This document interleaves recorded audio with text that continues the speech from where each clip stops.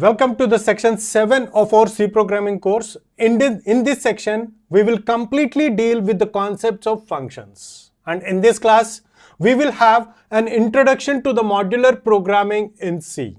So what it means is how function works. So that we will try to understand in this class. So far in our previous classes, we have nearly covered 100 videos in this complete course so far. So in those previous classes, have we ever used a function in our programs? Yes, we used functions in our programs. We have used it several times. The function that we used in our programs is main function. So whenever we dealt with in the early classes of this course, there we have said that main is called as a function, and in detail we will explain that in our later coming classes. So this is the place where from now on we will be understanding the concept of functions in a very detailed way. So what is meant by modular programming? So that we will try to understand. So using this example, in this main function, what I have done is I have taken some few statements. So these are the, let's assume that these are the statements in the program. And after that, we are having a single statement which states that C is equal to A plus B.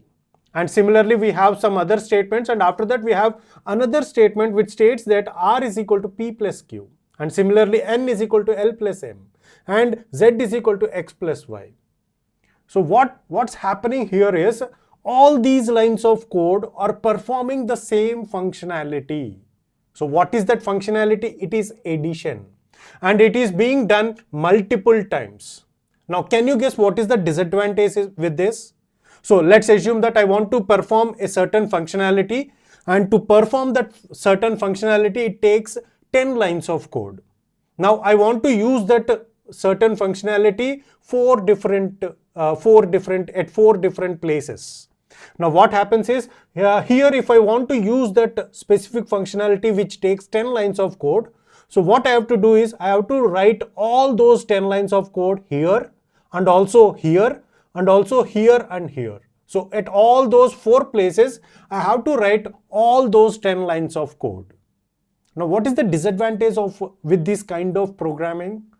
Here we are writing the same functionality multiple times, and every time we are implementing it using 10 statements. Means redundancy, duplicate code will get generated again and again and again in our complete program.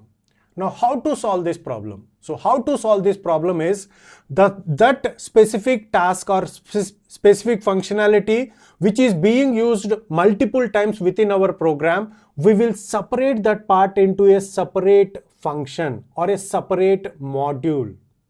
So this is what we call it as modularity in program.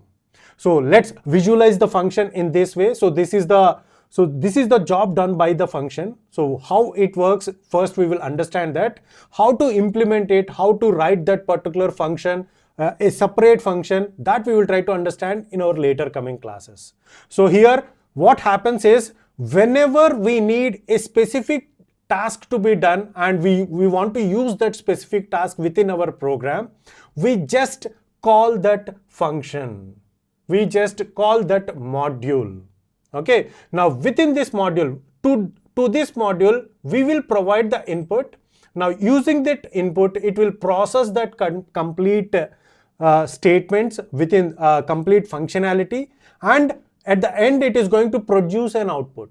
Whatever the output that is generated by that particular function, so that functionality will be returned back to the function, to the place where it is being called. So this is the place where that particular function will be called, has been called.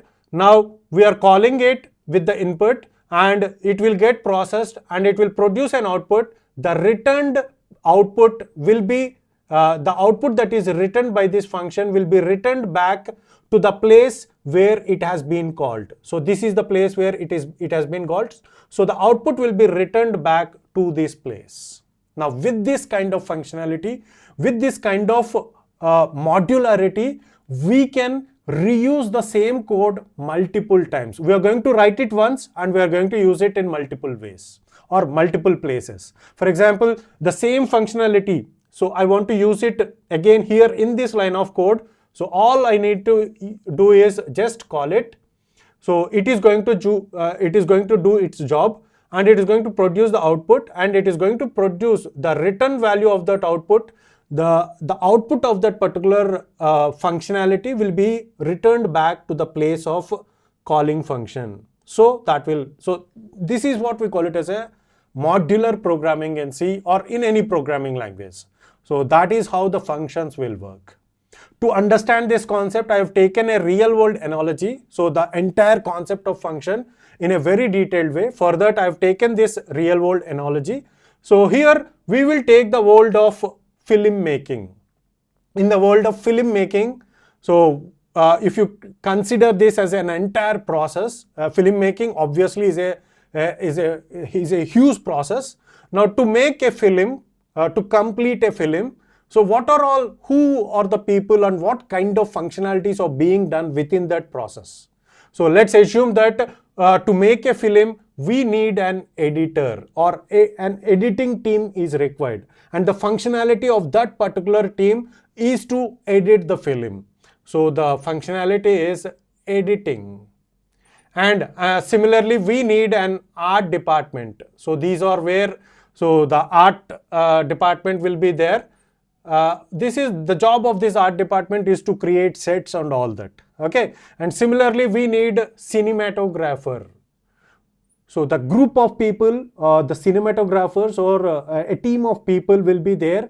They will perform only a certain function, which is cinematography.